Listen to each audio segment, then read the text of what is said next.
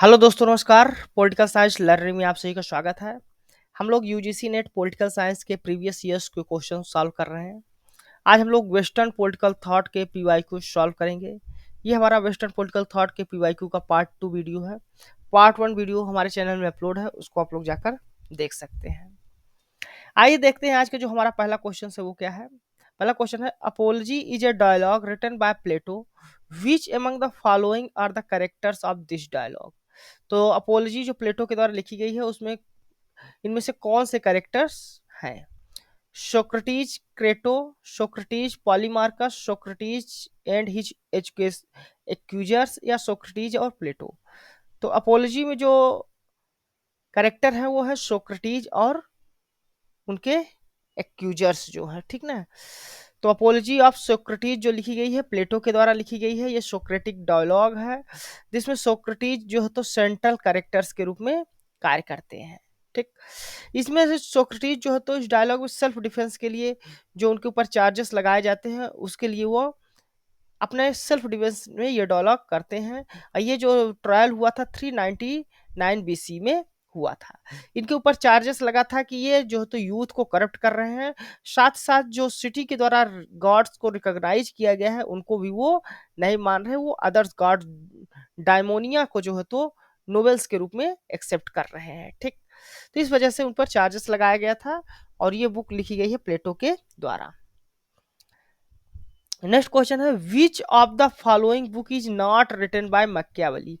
इनमें से कौन सी पुस्तक मैकियावेली के द्वारा नहीं लिखी गई है? तो आर्ट ऑफ वार मैकियावेली के द्वारा लिखी गई है, डिस्कोर्सेस ऑन लिवी मैकियावेली के द्वारा लिखी गई है, और द प्रिंस लिखी गई है। जो नहीं लिखी गई है वो डिस्कोर्सेस ऑन इनइक्वालिटीज नहीं लिखी गई है। तो जो डिस्कोर्सेस ऑन इक्वलिटी जो इनइक्वालिटी बुक लिखी गई है वो जीन जाक रूसो के द्वारा 1755 में लिखी गई थी। मैकियावेली ने आर्ट ऑफ वार लिखा जो 1521 में लिखी गई।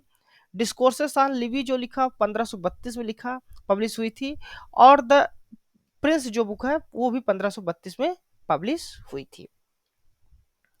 नेक्स्ट क्वेश्चन है, which of the following is not written by Mary Wollstonecraft. तो उनके द्वारा मैरी वोल्स्टनक्राफ्ट के द्वारा कौन सी बुक नहीं लिखी गई? A vindication of right of man लिखा गया है, a vindication of the rights of women's भी लिखा उन्हीं के द्वारा लिखा गया, thoughts on the education of daughters भी उन्हीं के द्वारा लिखा गया। द डिस्कोर्सेस ऑन एजुकेशन जो है तो मैरी वोल्स्टनक्राफ्ट के द्वारा बुक नहीं लिखी गई थी। डिस्कोर्सेस ऑन द एजुकेशन जो एजुकेशन बुक है वो लिखी गई थी जॉन एडम्स के द्वारा। मैरी वोल्स्टनक्राफ्ट जो बुक लिखती है एवेंडिकेशन ऑफ राइट ऑफ मैन लिखती हैं 1719 में। एवेंडिकेशन ऑफ राइट ऑफ वुमेन जो बुक लिखती हैं वो 1792 में लिखती हैं, और thoughts on the education of daughter जो बुक लिखती हैं वो 1787 में लिखती हैं। नेक्स्ट क्वेश्चन है, who among the following envisages that the liberal democracy as a political operators would ensure accountability of the governors of the governed। इनमें से कौन यह मानता है इन थिंकर्स में से कि जो लिबरल डेमोक्रेसी होती है वो एक प्रकार का पॉलिटिकल ऑपरेटर्स है जो अकाउंटेबिलिटी रखती है जो गवर्नर शासक होते हैं उनके शासितों के प्रति। तो ये जो है जेरमी बेंथम्स के द्वारा कहा गया है, ठीक। तो जेरमी बेंथम का ये आइडिया है कि जो लिबरल डेमोक्रेसी होती है वो पॉलिटिकल ऑपरेटर्स के रूप में होती है जो इंश्योर करती है अकाउंटेबिलिटी जो शासक होते हैं उनको अपने शासितों के प्रति। नेक्स्ट क्वेश्चन है, अकॉर्डिंग टू हीगल्स, हीगल के अनुसार इनमें से कौन से स्टेटमेंट जो है तो करेक्ट है उसको आपको आइडेंटिफाई करना है। पहला है, war is a not be regarded as the evil but a virtue. तो वार को वो इविल्स के रूप में नहीं मानते बल्कि एक वर्च्यू के रूप में मानते हैं, ये करेक्ट है। War effectively display the irony of the divine idea, तो डिवाइन आइडिया के रूप में मानते हैं। War destroy selfish egoism of individuals, तो ये भी हीगल्स का करेक्ट स्टेटमेंट है। वो मानते हैं कि इंडिविजुअल का जो सेल्फिश इगोइज्म है वो डिस्ट्रॉय हो जाता है वार के द्वारा। The state of war shows the omnipotence of the states in its individuality, तो ये भी करेक्ट स्टेटमेंट्स है। ये है, humanity never needed war and the gun is a chance of inventions, तो ये गलत है स्टेटमेंट, क्योंकि वो जो वार है वो हिस्टोरिकल है, वो हमेशा से हिस्ट्री, अगर हम लोग हिस्टोरी में इतिहास में देखें तो हमेशा वार होते रहे हैं। तो ह्यूमंस जो है तो वार चाहता है, और गन जो है तो चांस ऑफ इन्वेंशन नहीं है बल्कि उसको बनाया गया है जरूरत के अनुसार, की आवश्यकता थी इसकी वजह से। तो यहाँ पर आपका डी नंबर स्टेटमेंट्स जो तो इनकरेक्ट होगा, बाकी सभी जो है तो A B C D statement Hegel's के फिलॉसफी से मैच करते हैं। तो यहाँ पर फर्स्ट नंबर जो आपका ऑप्शन है डी सी बी ए, जो वही स्टेटमेंट चारों करेक्ट है। ठीक, तो यहाँ पर फर्स्ट नंबर आपका ऑप्शन करेक्ट होगा।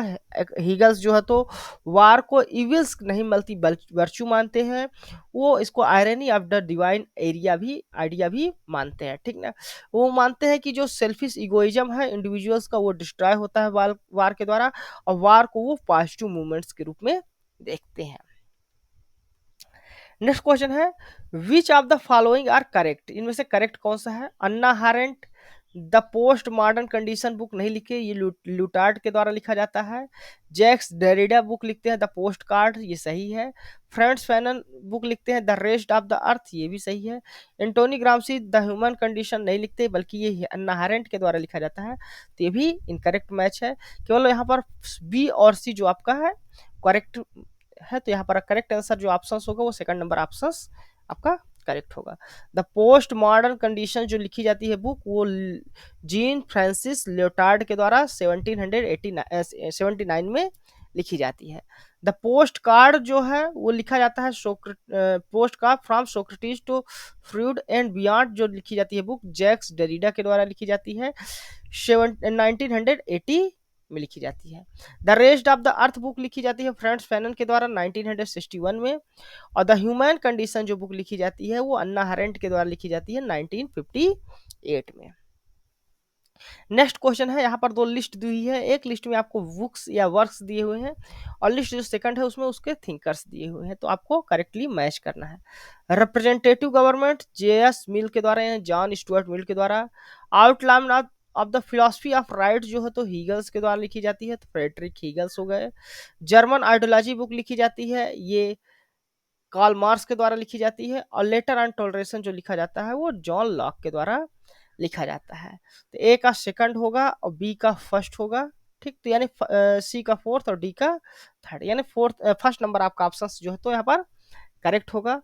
तो representative governments written by J S. Mill in the year 1861 में लिखा जाता है। Outline of the philosophy of right Frederick Engels के द्वारा लिखा जाता है 1820 में। द जर्मन आइडियोलॉजी बुक लिखी जाती है कार्ल मार्क्स के द्वारा, कार्ल मार्क्स और फ्रेडरिक एंगल्स मिल के लिखते हैं 1932 में। Letter on toleration written by John Locke 1689 में लिखा जाता है। ठीक, नेक्स्ट है arrange the following stages of human history given by Karl Marx, तो कार्ल मार्क्स के द्वारा जो ह्यूमन हिस्ट्री के स्टेजेस को दिया गया है उनको आपको करेक्ट अरेंज करना है। ठीक, स्टेजेस को, तो सबसे पहले वो प्रिमिटिव सोसाइटी की बात करते हैं एक नंबर पे, उसके बाद कहते हैं कि स्लेव सोसाइटी आएगी, उसके बाद तीसरे में फ्यूडल सोसाइटी, चौथे में वो कैपिटलिस्ट सोसाइटी की बात करते हैं, और पांचवें में वो स्टेटलेस सोसाइटी यानी कम्युनिस्ट सोसाइटी की बात करते हैं। तो यहाँ पर जो आपका करेक्ट आंसर होगा BAD EC होगा। ठीक ना, BAD EC यानी थर्ड नंबर आपका जो ऑप्शन है वो करेक्ट होगा। तो according to Marx Karl Marx theory of historical materialism जो है वो 6 स्टेजेस से आते हैं। हिस्टोरिकल मटेरियलिज्म जिसमें प्रिमिटिव कम्युनिज्म पहला होता है, फिर स्लेव सोसाइटी आती है, फिर फ्यूडलिज्म आता है, फिर कैपिटलिज्म आता है, फिर सोशलिज्म, एंड फाइनली जो स्टेटलेस स्थिति आती है वो कम्युनिज्म का स्टेज आता है। नेक्स्ट क्वेश्चन है what is the correct sequence of these political thinker on the basis of their year of birth, year of birth के अनुसार आपको करेक्ट सीक्वेंस में करना है। तो सबसे पहले एरिस्टोटल का बर्थ होता है, ये 384 BC के आसपास होता है। फिर उसके बाद मैकियावेली आते हैं 1469 में, फिर हाब्स लॉक और रूसो आते हैं, यानी ECA, यानी कि DBECA आपका जो करेक्ट आंसर होगा वो फर्स्ट नंबर ऑप्शन होगा। ठीक, तो सबसे पहले Aristotle 384 BCE, Machiavelli 1469, Hobbes 1588, Locke's 1632 और रूसो जो है तो 1712 में पैदा होते हैं। ठीक, नेक्स्ट क्वेश्चन है which one of the following theories is not related to Karl Marx, तो कार्ल मार्क्स की थ्योरी से कौन सा संबंधित नहीं है। Theory of alienation Karl Marx देते हैं, थ्योरी ऑफ सरप्लस वैल्यू भी कार्ल मार्क्स देते हैं, डिक्टेटरशिप ऑफ प्रोलेटेरिएट जो देते हैं वो भी कार्ल मार्क्स ही देते हैं।